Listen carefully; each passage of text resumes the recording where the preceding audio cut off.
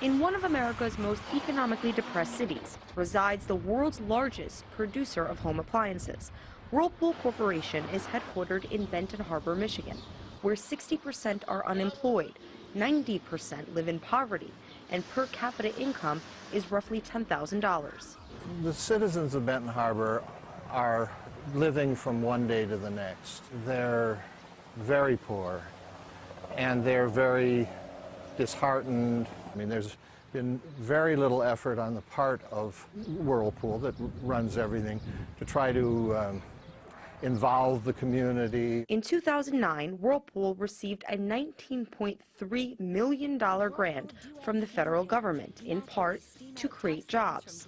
I think our U.S. workforce, certainly factory workforce, if you will, is the best among the world. So we are very confident in the future of U.S. manufacturing for our kind of products. 1 year later, the corporation received nearly $20 million from the state of Michigan to expand its facility, which now serves as a gateway into Benton Harbor. It's good for the community, good for the state, and good for your business as well. I tell you, there's a real art to that.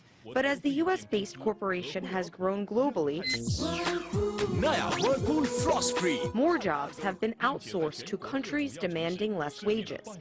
Today, the former blue-collar community of Benton Harbor remains a victim of America's de-industrialization and growing poor population. Whirlpool has 71,000 employees around the globe, but no longer manufactures home products in its hometown. It still remains a recipient of U.S. state and federal stimulus funding. Whirlpool just closed the factory, and that hurt my business, my little business. I lost a lot of clients. This is their home base, and it always has been. And in the beginning of the large development, they promised us that they would always be. Due to the recession, the corporate behemoth of home appliances hasn't paid U.S. income tax since 2008. By 2010, nearly 99% of Benton Harbor residents were receiving food stamps, while Whirlpool banked approximately $18 billion in annual sales. I think I've purchased my last Whirlpool appliance.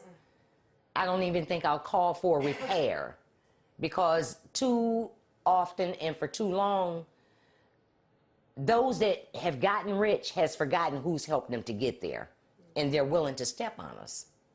And that just doesn't sit well with my soul. A soul living in one of America's poorest cities, clothed in poverty and accessorized in corporate success.